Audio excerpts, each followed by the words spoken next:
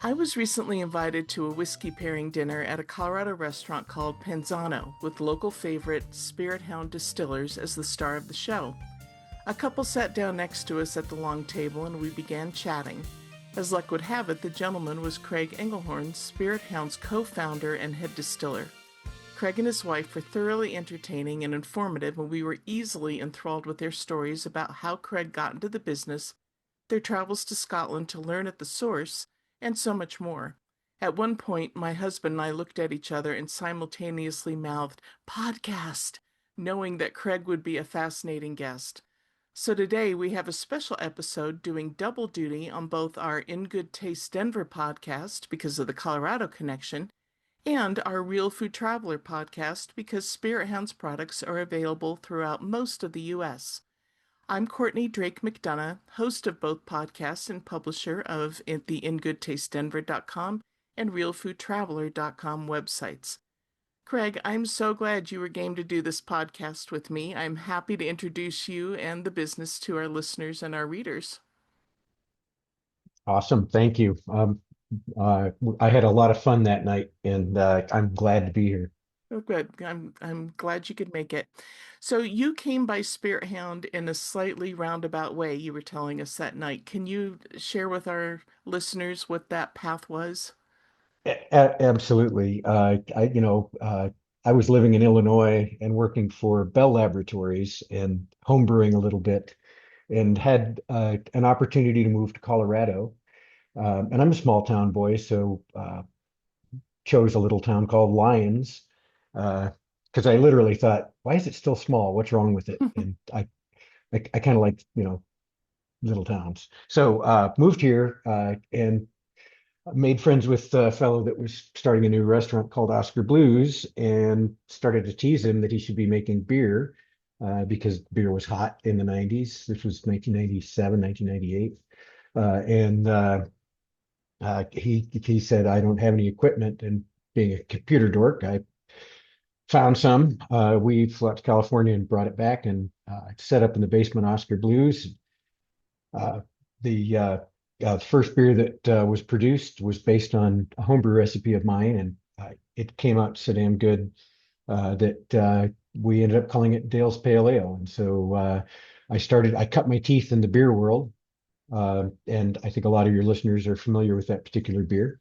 Uh, and while I was there, I talked to the state of Colorado about starting a distillery because I thought, man, I'm brewing, I'm fermenting, I could kind of ferment a beer and then distill it into a spirit, into whiskey. I was thinking specifically like a Scotch style whiskey with malted barley. And easiest way I can describe it is in about 15 minutes on the phone, the liquor division sucked all the fun out of the whole idea. Uh, so I continued to make beer and then moved on and did some other things. And a good friend of mine, in 2010, we started talking about projects we could do, and he knew that I wanted to start a distillery.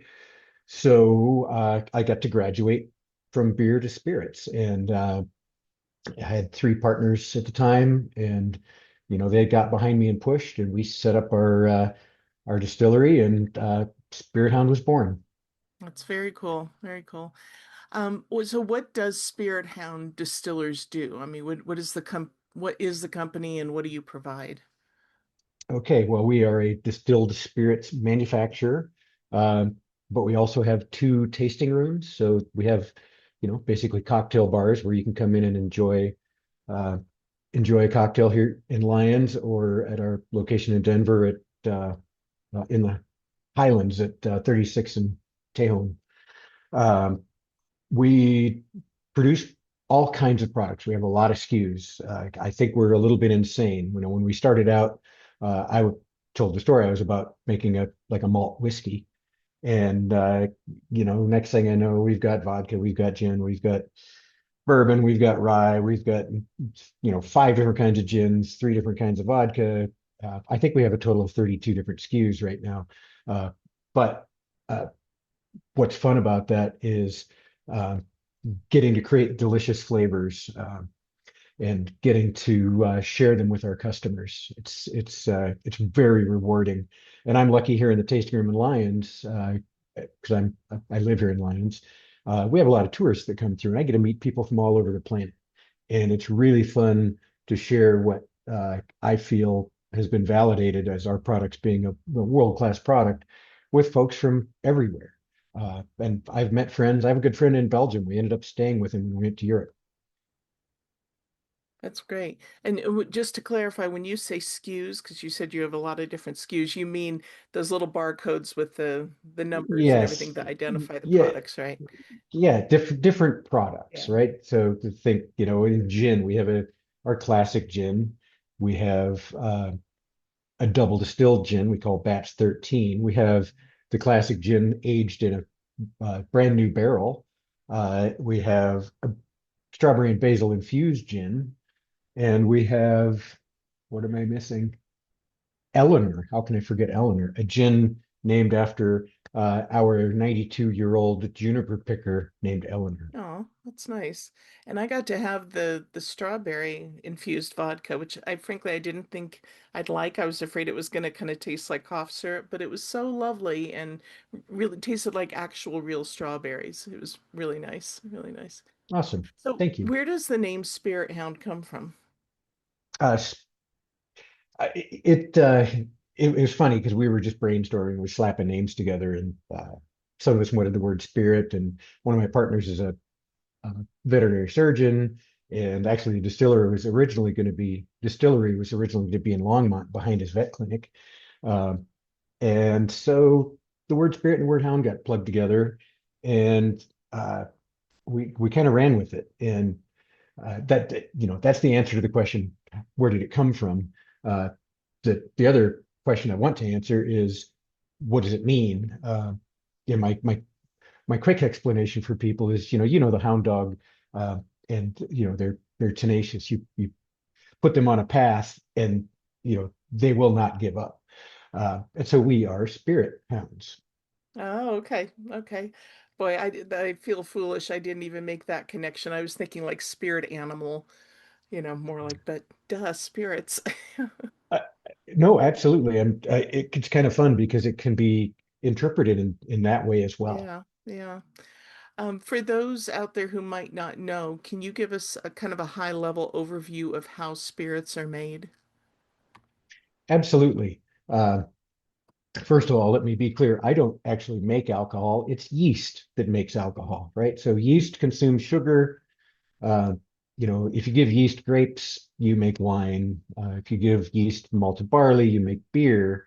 Uh, and then if you take another step uh, and distill those wines or beers, now you're making a spirit. And basically, the idea is you heat up the liquid, and you capture the vapor so that it doesn't just boil away. And we're lucky that the universe is constructed in such a way that uh, these chemicals boil at different temperatures. So ethanol, for example, the alcohol we like, is has a boiling point significantly lower than the boiling point of water. So if we gently heat a mixture of ethanol and water, the ethanol boils out first into vapor, and then we recondense that vapor back to a liquid. And by doing that very carefully, we can concentrate the amount of alcohol that was in the fermented product, the beer or the wine. For example, if we make a wine and we distill it, we would call that product brandy. Brandy comes from fruit. Uh, if we made a beer, as we do, and out of all grain and distill it, we would call that whiskey. Uh, if we were in Jalisco, Mexico, and we created a fermented beverage from the agave plant and distilled that, now we're making tequila. Hmm. This is what I love about you and why I wanted to have you on because I have talked to so many distillers and I've stood in their distillery by the stills having them explain it, but you make it make so much more sense and for the layperson like me. So thank you. And on behalf of our listeners, thank you.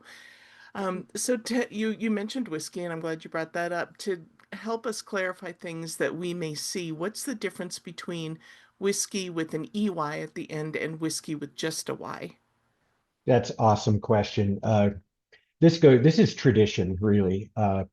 And the tradition roughly is if your country name has the letter E in it, then you tend to spell whiskey with an E. So United States, whiskey is typically spelled with an E. Scotland, no E. Japan, no E. India, no E. England, an E.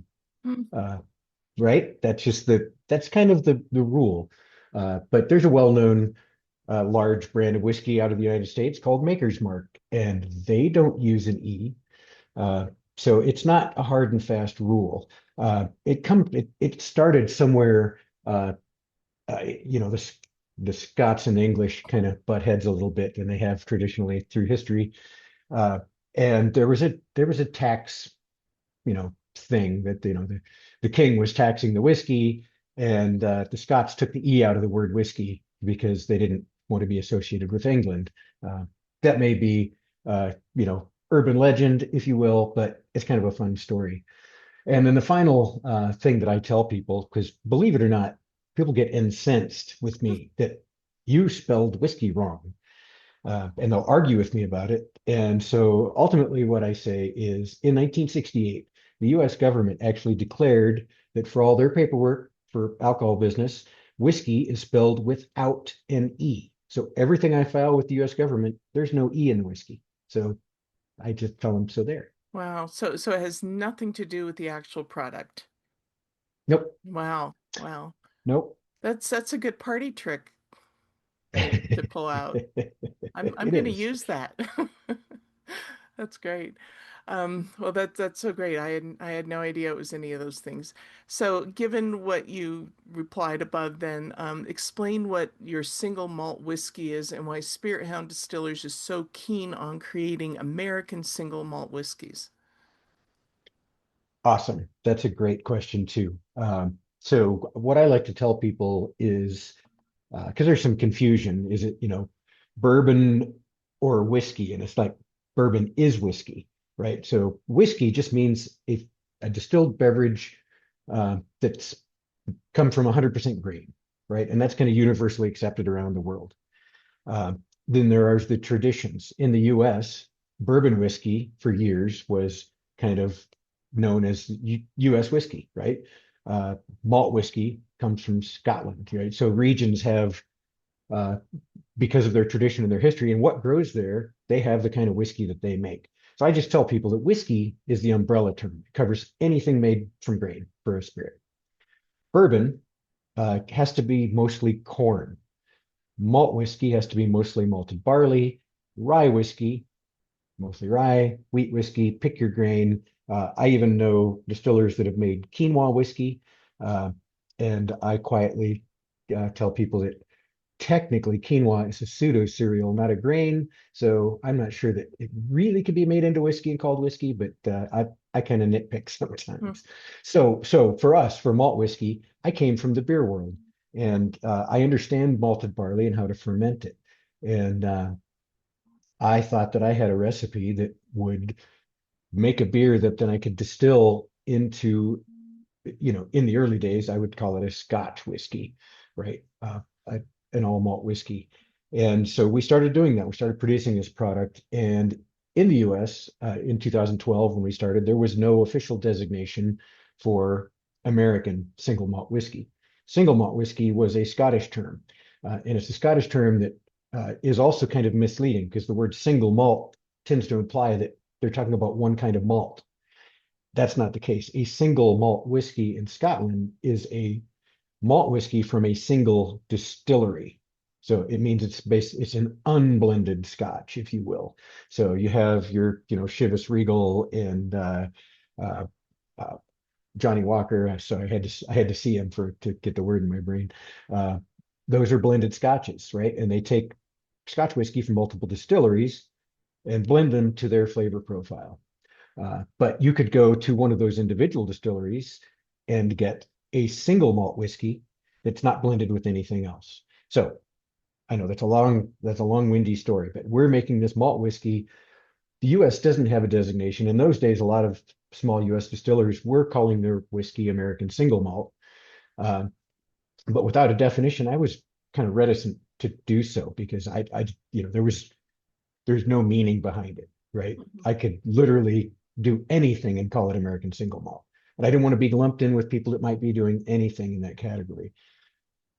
January 19th of this year, a new rule came into effect from the US government that defines what an American single malt whiskey is. And it's the first new whiskey uh, designation in the US for more than 50 years. The last one was this thing we all know called bourbon. So it's a whiskey category. It's a brand new category. It took them 7 years from a recommendation until they finally put it out. But it defines something very similar to Scotch whiskey. It has to be all malted barley, right? Not just mostly, but all malted barley. Has to be made in America.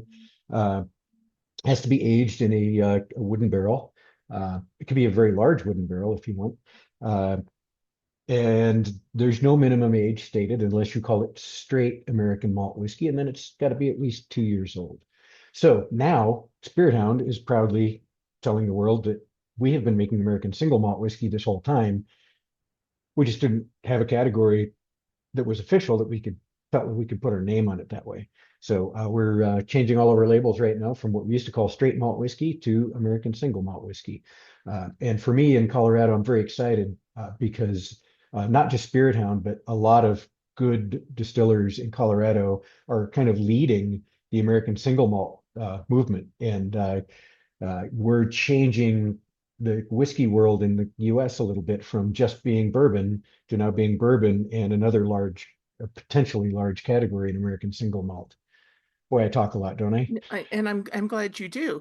I'm glad you do, and I'm gonna make you talk more because I it just hit me. I don't know what you mean by malted. Is it something that's Uh, added or a, I mean, I know malted milkshakes certainly, but yes, that's the same sugar. So what we do, we grow a barley plant and harvest the seeds, and we put all these seeds together in a tank of water and steep it in the water.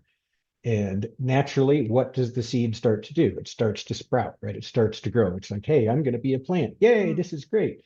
And what you do is you let it grow until you have a short little root, maybe quarter-inch long, and a little quarter-inch long shoot coming out of the ends of it. And then we do a terrible thing. We dry it out. So it doesn't get to be a plant. Uh, in that process, what happens is a bunch of enzymes are created. Most of what is in the kernel of barley is starch. And starch is nothing but a complex sugar. It's a bunch of simple sugars that are all like just stuck together in a long chain. Uh, so we've created this malt. And if we take that malt and malted barley, if you will, still looks like barley kernels. Uh, But if we crack them open in a grain mill, we don't make it flour, but we like break them up and put those in a hot water bath. We call that a mash. This is how you would make beer.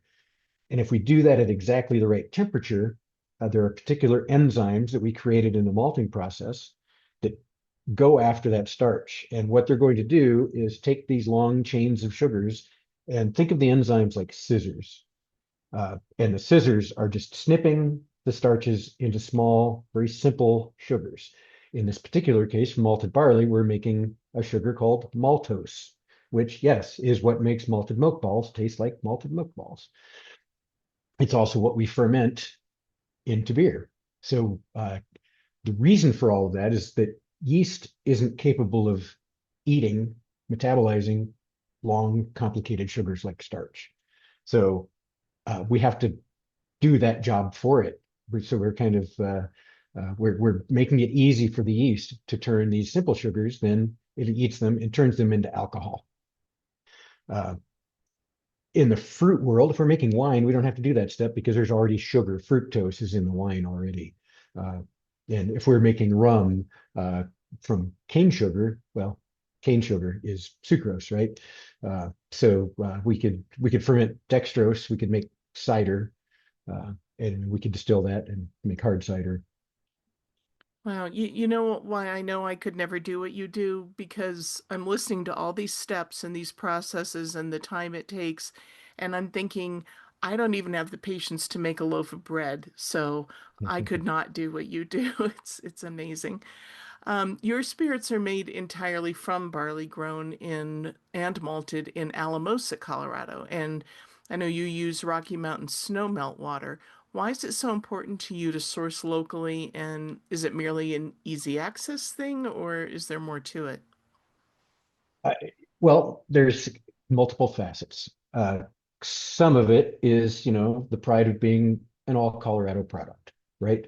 I love this state. We have a great agricultural tradition here, and we get to support that, and that is awesome. Another is, sustainability. Uh, Most of the commercial grade malt that we would get would come from the upper Midwest or Vancouver or Europe. So there's a lot of shipping involved in that, right? Uh, I've been in Scotland several times, and many of the distilleries, you walk out the back door, and that's the barley field. Like it's right there. Uh, there's very minimal shipping required. And that's how it would have been, right? Until we figured out how to load containers on giant ships and move all this stuff around.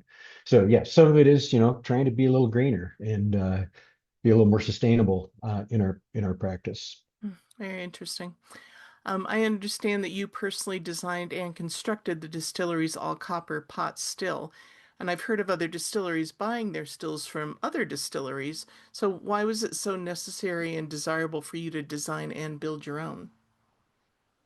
It wasn't the initial intention.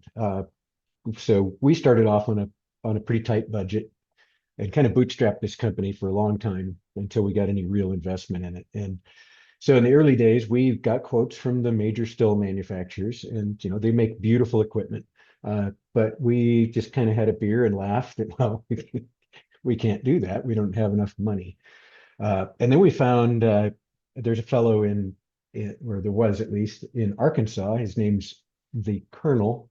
The Colonel makes stills, and they were much more cost effective. But his work was very popular, and it was going to be a couple years before he could complete a still for us.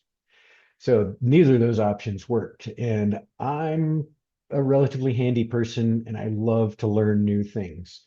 Um, and so I mean, probably stupidly, but I told my partners, if you guys can buy me some copper and some tools and give me a little time to learn, I'll design and build a still.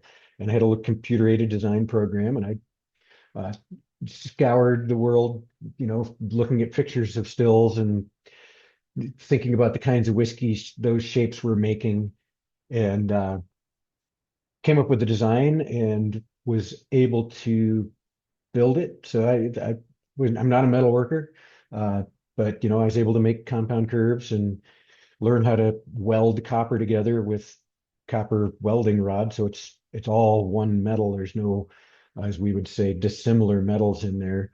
Uh, and Took about 500 hours, and that still has made every drop of whiskey we've ever produced. That's incredible. That's just amazing. I know this is sort of like asking if you have a favorite child, but do you have a personal favorite of your products? If so, why? And how do you like to drink that product? All right. Well, we spend a lot of time talking about malt whiskey because that's kind of what we started with. That was the first stuff we started to produce.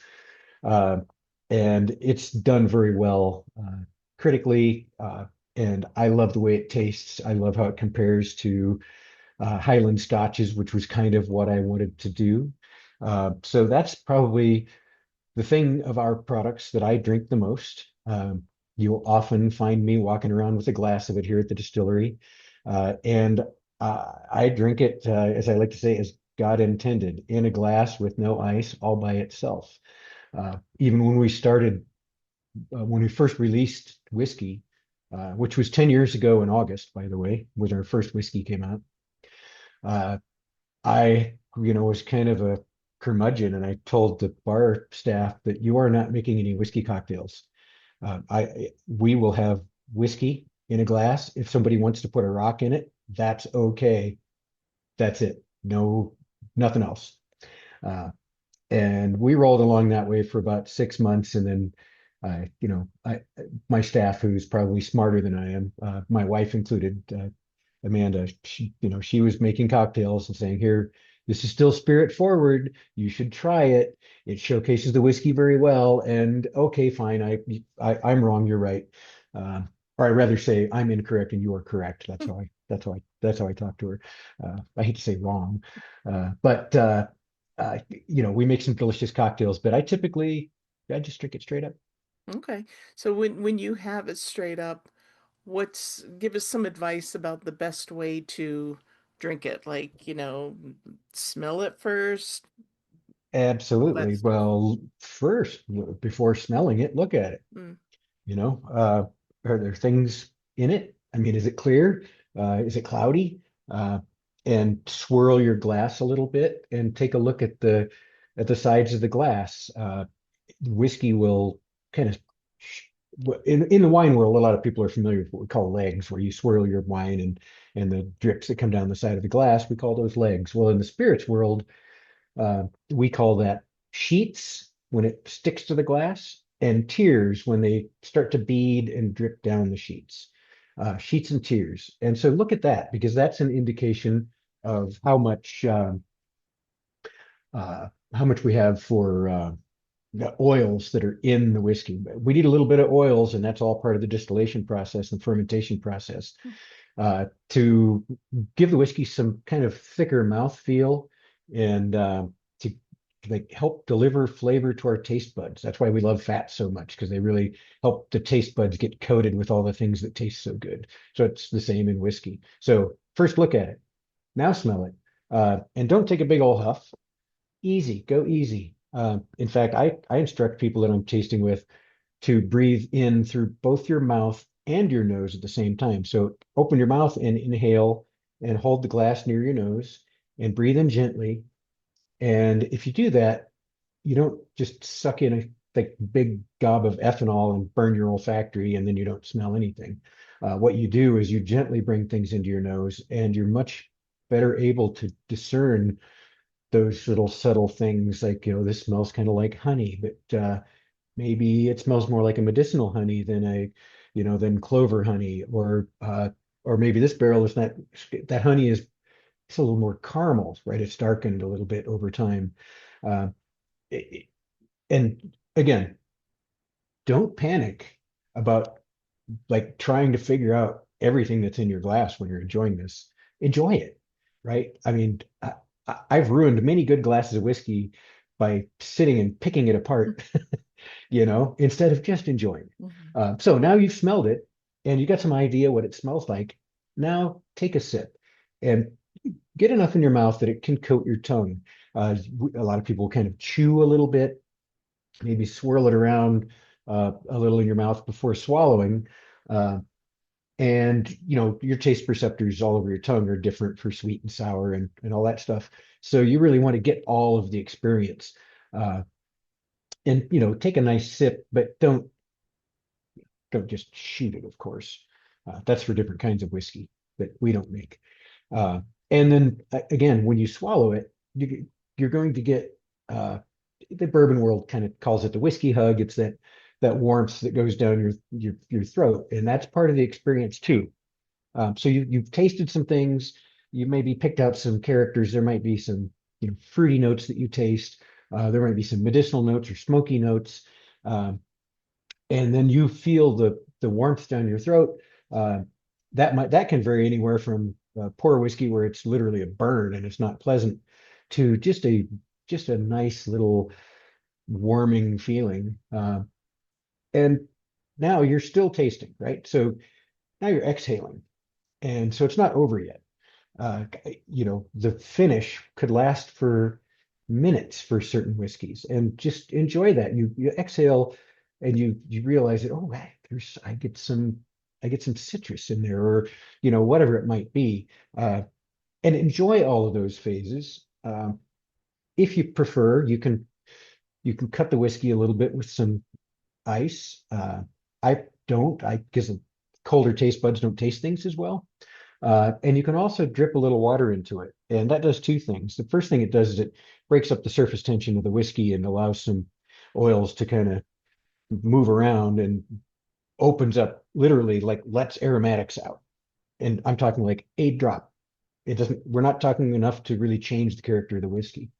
If you put more whiskey in, or I'm sorry, more water into the whiskey, then you're cutting the proof down a little bit, you're reducing the alcohol, and you will change the flavor. Typically for me, for our malt whiskey, add a little more water and it sweetens the experience. You get a little more sweet finish. It's so interesting. And so, do you do that whole process just on the first couple of sips, or every sip the whole glass through? Oh, well, certainly, you don't have to look at it all the time. But, I often go back and nose it. And honestly, even in the empty glass, uh, our whiskey smells delicious when the glass is empty. You'll find me with an empty Glencairn in my hand too, in my nose in it, because it just smells so good. I get these like cotton candy characters. But yeah, every sip and swallow, you're going to get that experience. Uh, and I'm giving you how to really fully appreciate all the kind of characters. Uh, but whiskey is best enjoyed with friends, and there's no reason to, put yourself so far into your own head trying to figure out what this whiskey is like that you're not enjoying the social aspect and sharing the characters that you get with your friends, right? And in terms of sharing those, the tasting notes or whatever you might want to call them, uh, I like to do this. If I have a bunch of people who are trying a whiskey for the first time, the rule is shut your mouth. Wait until we've all gone from, looking at it, nosing it, tasting it, swallowing it, letting it sit for a minute, and then you can start talking about what you got. Because if I'm about to take a sip of whiskey and somebody says raspberries, wow, yeah, raspberries. I get that. It just, it pollutes your thought process. Yeah, yeah. Wow, so interesting. Um, you talked about swinging back whiskey and how that's not a good thing. And that ties into my next question because I recently watched a PBS show that said that in the Old West, and I'm doing air quotes, around the time of the gold rush, whiskey was the cheapest drink out there, even cheaper than milk. So people drank it with abandon. Does that just make you cringe that people weren't appreciating and savoring it, or do you sometimes wish Oh, whiskey was more accessible to those over 21 people in the masses? yeah, well, it does make me cringe. Because I can imagine how terrible those whiskeys probably were. Um, and a similar story when they were digging the Erie Canal. I think it was mostly Irish labor, and it was a quart. They got a quart of whiskey a day. Maybe it's more than it might have been 2 quarts. Huge amount of whiskey a day. And again, it wouldn't have been very good whiskey. And what they were doing is, just keeping them numb, basically, because it was back-breaking work. And, that sounds horrible, honestly. Hmm. For me, I appreciate whiskey that's, again, enjoyed in a social environment with my friends, where we can taste it. Whiskeys from around the world have, you know, uh, hints of the terroir, the area that they came from, the flavors that are grown there, and that is something to be enjoyed. Cheap whiskey or swill is not really very high on my list of likes. Uh, and I'll tell a related story to that. We typically bottle our whiskey at 90 proof. Our whiskey goes into the barrel at 125 proof, so that's 62.5%. And in Colorado, in that aging process, the proof tends to go up because we're very dry here. It's the water evaporates out of the barrel because the wood is porous a little bit. Water evaporates out of the barrel a little faster than the alcohol does. So the proof will go up. So a lot of times our whiskeys come out of the barrel at about 130 proof. And I know this is a long-winded story, but uh, when we bottle a barrel, we will bottle up some of it at what we call cask strength, right out of the barrel. Um, and then we cut the rest of it to 90 proof or 100 proof sometimes.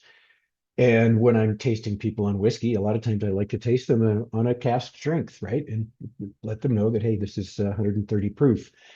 And almost universally, they look at me wide-eyed and they're like, well, that didn't burn. It's 130 proof. I would expect it to burn. It was warm, but it didn't burn. And I'm like, yes, because it's properly produced. It's distilled with care. It is not distilled for quantity, it's distilled for quality. So I always offer to go down to the local liquor store and buy them a bottle of 80 proof budget whiskey, which I can guarantee will burn more at 80 proof than my whiskey burns at 125. So it's about the quality of the spirit, right? Mhm. And that doesn't just go for Spirit Hound, that goes for any good quality spirit. Hmm. Interesting. Okay. Well, you and I met at a food and whiskey pairing dinner, as I mentioned in the beginning, and I got a real kick out of how delighted you were with how perfectly the food and drink went together. Each was enhancing the other. And I don't think people typically think about pairing whiskey with food, especially over multiple courses. What would you say is the trick to choosing the right whiskey for the right dish? Like if you were looking to pair whiskey with for a meal at home. Well, I pair whiskey with almost every meal I have. Uh, Breakfast? uh, no, no. I do sometimes refer to breakfast whiskey, but that's a different story. Maybe camping. Uh, so, yeah, I was talking about this with a group recently, and again, whiskey tends to, there's there's a little bit of fear, I think, in people that they don't understand it. It's, a lot of alcohol. They don't trust that their palate is good enough to be able to pick apart the nuances, um, all of those things. And what I want to tell people first is let go of all that. That's that's a bunch of BS. Let go of it. We are all experts in tasting. We were born and started eating, and we've tasted flavors our entire lives. And no matter how amazing or not amazing your palate is, you probably know what strawberries taste like, and you know what raspberries taste like, and you know what a filet mignon tastes like. Uh, so you've already got this giant like understanding of flavor, whether you give yourself credit or not. So first and foremost, taste the whiskey, think about the flavors, and because whiskeys are all different, so I wouldn't pair, uh, you know, a super smoky Islay Scotch uh, with a very like delicate dish because all you're going to get is the Scotch. That's going to just kill the flavors. So think about it in that respect. Uh, what would you like to go whiskey to go with? Maybe say with our malt whiskey, we tend to have a lot of sort of honey, sweet notes on the nose. It has a typically sweet attack on the palate, uh, and then it'll dry out. Uh, and so you can go two ways with that. If you think honey, we'll just pick that flavor. Uh, you can complement it. So maybe you pair that with a salad with like some kind of honey vinaigrette or something like that. That's similar flavors.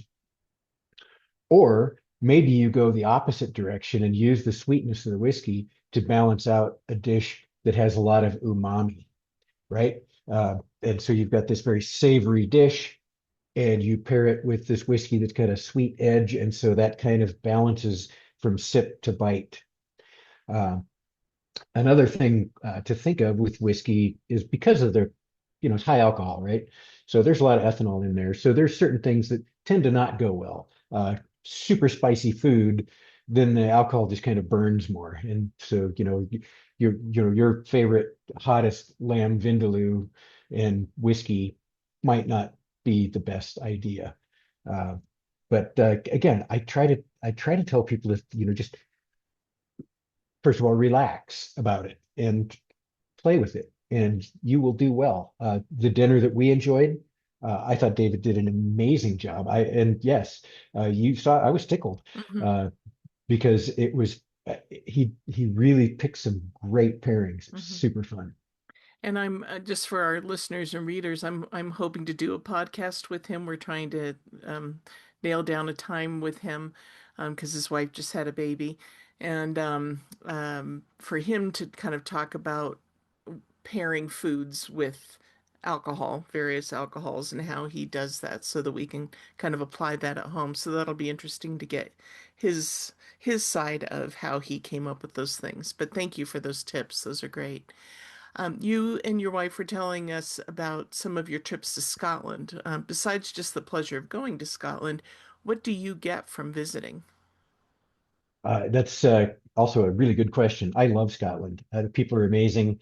Um, there's a lot of good food choices. People think Scotland has bad food, but a lot of it is just bad for you. There's a lot of fried things and stuff, but there's a lot of fresh, you know, fish, seafood. So delightful country. But we visit a lot of distilleries every time we go, and I talk to the distillers. And every time we come back, I change something, typically subtly, but I change something that we're doing in our production. Uh, uh, and a lot of that is because I know these guys have been doing this whiskey for a couple of 100 years, and I've been doing it for, 10 years, 12 years. Uh, so I cannot say that I know better than they do.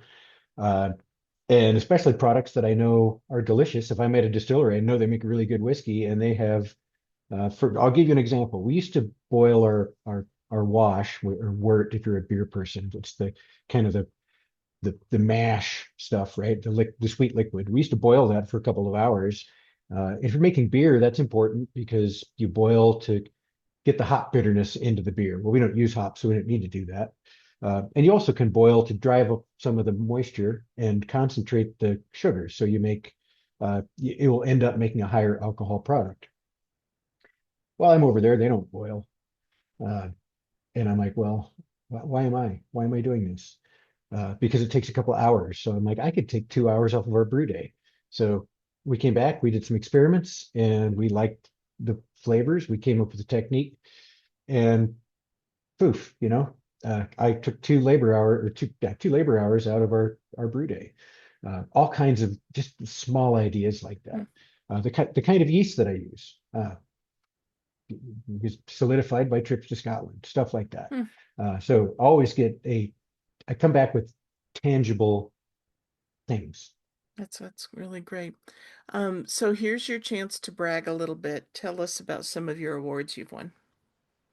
Okay, well, again, we kind of first taking the malt whiskey a little bit, so I'll lean on that. We tend to do well if we go into a competition. We tend to come out with gold medals, and when he first started out, I sent a bottle of cask strength whiskey to this fellow by the name of Jim Murray. He writes the Whiskey Bible, which literally has like 4,500 whiskeys reviewed in it. So an amazing compendium of whiskey and flavors. Uh, Sent it to him. He's in the UK, and then kind of hunkered down, waiting for the answer or waiting for the book to come out because if he doesn't like your whiskey, he'll, by God, let you know. And so I was a little scared. Uh, so this is the third barrel of whiskey that I had ever made in my life. And again, it was at cask strength. And the book came out and he gave us a 93 rating, uh, which is at the top end of what he calls brilliant, which is above the must buy category. And, uh, I was kind of beside myself a little bit. It was amazing. And the better part of it was he spent a lot of time writing very generous uh, remarks about the product. Some of his other, people he reviewed is 2 or 3 sentences, and we have a couple paragraphs, and so that was huge for me. So let's fast forward through the years with this product, which is the same malt whiskey we've been making from the beginning. This is the same farmers in Alamosa. Again, we've tweaked things a little bit, but it's basically the same whiskey we've made the whole time.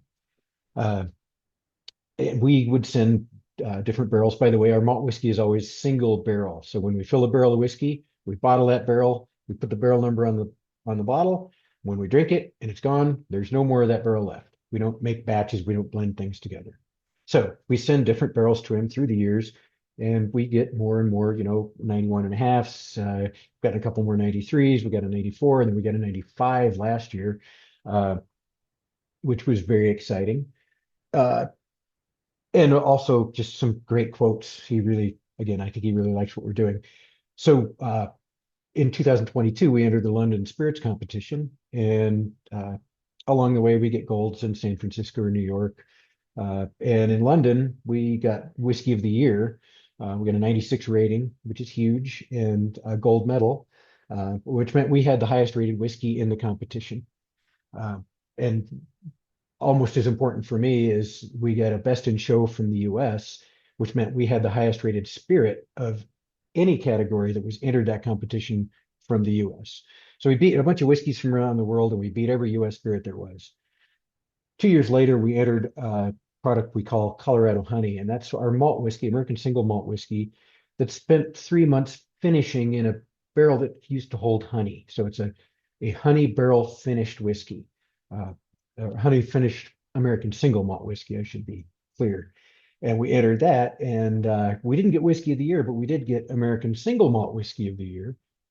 And for the second time in 3 years, we also got Best in Show from the United States. And so we again beat every spirit from the US 2 out of 3 years, which blows me away. Uh, and I've been in enough competitions and I've judged things enough to know that uh, there's some subjectivity going on here. And on a different day, we might not have quite gotten to the very top like that. Uh, but on the other hand, by golly, I'll take it. Sure.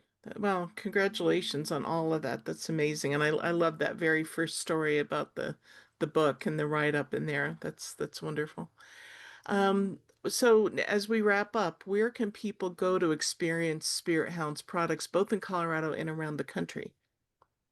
Well, first of all, for our Colorado locals or tourists coming in, they can join us in our tasting room in Lyons, or our tasting room. It's about 36th and Tejon in the Highlands in Denver. Uh, People in Colorado have access to Spirit Hound in retail stores throughout the state. We're well placed, and you can actually go to our website and hit the "Where to Find Us" button and punch in your town, and it'll tell you what products are in what stores near you. And that actually goes nationwide as well.